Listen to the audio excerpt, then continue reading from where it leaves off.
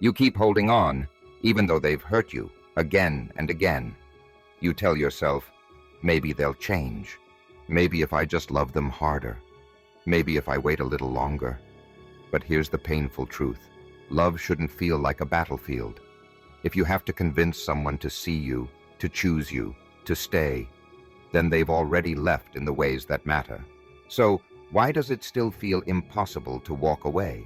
Why does the thought of letting go make your chest ache like you're tearing out a piece of your own soul? It's because your heart is still bargaining with an empty room. But Carl Jung, the legendary psychologist, would tell you this pain isn't just about them. It's about a hidden war inside you. And today, we're going to arm you with Jung's most profound insights so you can finally break free. Because you deserve more than love that hurts. Let's begin. Carl Jung once said, "What we do not face in ourselves, we will find as fate." And maybe, just maybe, that's what's happening to you right now. You're not just dealing with a breakup, you're staring into a mirror, one that's showing you a reflection you never had the guts to face. Let me tell you right now, this ain't some sugar-coated self-help trash. This ain't just move on and pretend it never happened. No, this is gonna hurt. It's gonna sting. It's gonna press on wounds you tried to bury, but it'll also set you free. Here's the raw truth. What you call love, it's often just your shadow, clinging, desperate for someone who scratches the itch of your deepest unhealed wounds. It's your unconscious, screaming to be seen, even if it means holding on to someone who shatters you. That's not love, that's a prison. And what if I told you, this pain, this clinging, this emptiness every time they ignore you, it's not about them at all. It's about what you still haven't found, inside you. In this video, I'll take you somewhere dark, somewhere real. No masks, no pretending. We'll rip apart the mechanisms of your mind. We'll uncover why you cling to those who destroy you. And we'll walk, step by brutal step, toward freedom. But I won't lie. It won't be easy. Truth never is. But only by facing it will you stop begging for love. And finally, find yourself. You ready? Then let's move on. Have you ever stopped to ask yourself, why do you feel so connected to someone who's clearly no good for you? Why, even after recognizing the manipulation, the lies, the pain, why does something deep inside still beg for more? It's not about them. Never was. The answer is you. And it's buried deeper than you think. Carl Jung didn't see relationships as casual social games. For him, every emotional bond, it's a mirror, a reflection of the unconscious. See, when you fall in love, you're not really seeing them. You're seeing a projection, your own hidden self, cast onto their face, the parts of you that you never understood, the parts that were pushed into the dark, the parts you weren't allowed to be. Jung called it psychic projection. You're not attached to this person because of who they are. You're attached because of what they represent inside your inner world. They might have unknowingly stepped into the role of your anima, or animus, those primal images of the masculine and feminine that live inside all of us, symbols of what we lack, symbols of what we crave to feel whole. But when you project those onto someone, you fall into an illusion so intense, so intoxicating. You confuse completeness with dependence. You mistake submission for love. That's the problem. What starts as passion and admiration quickly rots into obsession. Because the moment they don't match your idealized fantasy, you don't let go. You lose yourself.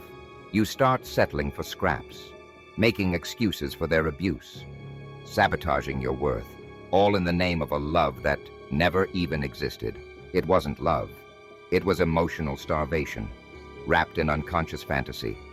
And as long as you keep looking out there for what's missing in here, you will always, always be a prisoner, chained to unread messages, hooked on scraps of attention, starving for validation that never comes.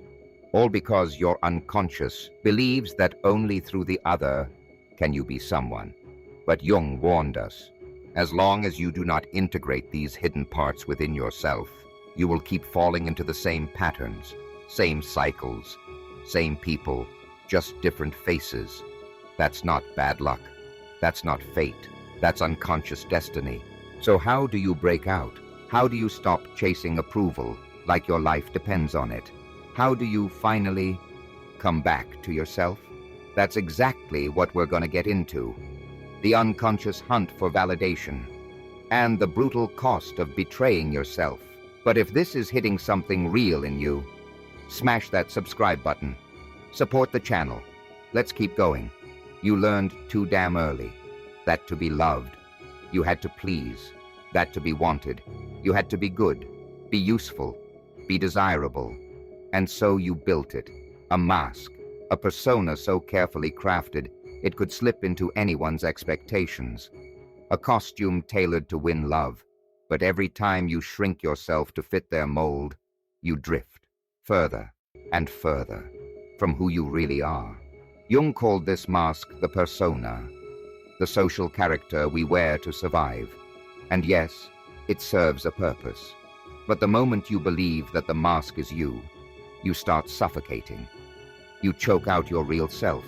And that's exactly what happens in these emotionally dependent relationships. You dim your light just to keep them around. You silence your needs, ignore your pain, deny your essence, all just to not be rejected. But here's the brutal truth. That validation you're begging for from the outside, from their gaze, their touch, their praise, it'll never be enough. Because if deep down you feel like a fraud, if you know you're living a lie, no amount of "you're amazing" is ever gonna fill the void. That's like trying to feed your hunger with air, that emptiness eating away at you. It's not about them. It's not a craving for that person.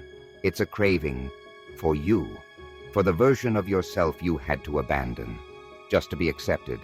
It's the ache for the freedom to simply exist, without the constant fear of being left behind. But as long as you keep depending on someone else to tell you who you are, every absence will feel like a collapse.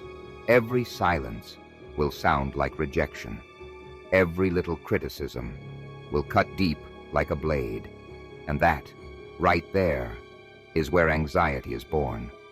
That tightness in your chest, the insomnia, the obsession with the damn messages, the non-stop emotional surveillance. But let me ask you this. Are you really afraid of losing them? Or are you terrified of facing you? Because deep down, you know you don't even recognize yourself anymore without that relationship. But hear me, this anxiety, it's not your enemy. It's a signal, a symptom of war inside your psyche. Parts of you fighting to rise up while you keep shoving them deeper into the basement of your unconscious. And the more you suppress them, the louder they scream. That's the real truth about anxiety in toxic relationships. It's not just background noise. It's not just stress. It's the alarm of the soul. And if you want to break free, you can't just treat the symptoms. You've got to face the cause. In the next part, we're going even deeper into the root of this inner fragmentation and what your anxiety is really trying to tell you. You call it anxiety, but it's not. It's the muffled scream of the parts of you that got buried, rejected, forgotten, amputated, all in the name of love. It's your soul trying to warn you. Something's wrong. You're living a lie, an emotional illusion. And the cost of keeping it alive? It's too high. And the one paying for it is your true self. Carl Jung shows us the human psyche's made of layers, conscious, unconscious, and they've got to live in harmony. But when you choke out who you are just to keep a relationship alive, that inner harmony shatters. What's left is brutal, a war inside you. And that war, that's what shows up as anxiety. It's not just fear of abandonment. It's deeper. It's the silent battle between what you feel and what you allow yourself to admit. Every time you swallow your tears so you don't burden anyone, Every time you say, "I'm fine," while you're imploding inside, you're deepening the split. And anxiety? It's not weakness. It's not you being broken. It's your psyche's last defense mechanism. It's your unconscious trying to restore balance. There's a civil war inside you. On one side, the false self, begging for external approval. On the other, the true self, gagged and suffocating, screaming for something real. That tightness in your chest. That's what it feels like to force yourself into a life that was never meant for you. That racing heartbeat, it's your soul, trying to run from a life that isn't its own. And that constant panic of losing the other. It's not about them. It's because somewhere along the way, you already lost yourself. But here's the truth. No message, no kiss, no reunion can fix this, because the wound isn't in the other person. It's in the disconnect from your essence. As long as you keep reaching outward for what can only be rebuilt within, anxiety will stay by your side, loyal, relentless. But Jung didn't leave us in despair. He showed us something critical. This inner fragmentation. It's not your ending, it's your call, an invitation to return, to yourself, to finally look inward, to listen to what your pain has been begging to say, to reclaim the parts of you abandoned just to feel wanted. And this is where we face one of the most dangerous, most powerful forces in the unconscious, the shadow. In the next part, we're diving into the shadow itself, how it fuels your self-destruction, why you keep choosing what kills you, and what it really takes to finally be free. You're truly ready to face what you've buried, not from the world, but from yourself. You think you choose who you love. You think you're in control. But what if I told you that most of the time you're not? That it's not you choosing the pain, it's your shadow, that hidden, denied, repressed part of your psyche, the part you pretend doesn't exist, but still runs your damn life from the dark. Carl Jung defined the shadow as everything you don't want to be, but are, everything society told you was wrong, ugly, shameful, and in order to be accepted, you buried it, deep. But burying isn't erasing. What you repress doesn't die. It turns into raw psychic energy, waiting for a stage. And you know the shadow's favorite stage? Relationships. You attract what reflects your own darkness. And that's why you keep living the same damn cycle. Different names, different faces, same pain. You erase yourself. They hurt you. You blame yourself. You beg for scraps. And you call it love. That's not bad luck. That's destiny. Destiny shaped by your own internal darkness. Do you chase people who are emotionally unavailable? Do you fall for the narcissists, the manipulators? Ask yourself, what are these relationships trying to show you about the things you refuse to see? In yourself, maybe you deny your own rage. Maybe you hide your need to be seen. Maybe deep down, you crave power, but you've been told wanting control makes you bad. So instead, you submit to someone who embodies everything you're afraid to admit you are. That's the shadow. It projects. You hate in them what you can't stand in yourself. You love in them what you've abandoned in yourself. It's a cruel game, but a necessary one. Until you finally look in the mirror. Because as long as you don't face your shadow, it will keep calling the shots. Shadow reflected back at you through others, so you finally see it. Jung said, what you resist persists. What you accept transforms. It's not enough to run from toxic relationships. That's not healing. That's avoidance. You have to ask yourself, why did I let this in? Why did I stay? Why did I crave it? And that takes courage. Courage to look inside and admit that part of the chaos comes from you. Old wounds, unhealed trauma, buried needs, unspoken rage. These things don't vanish just because you move on. They live in your bones. Until you face them, integrate them, own them. So how do you take this shadow, this force that once ruled you, and turn it into your strength? How do you break the cycle of emotional self-destruction? And finally, rebuild the most important relationship of your life? The one with yourself?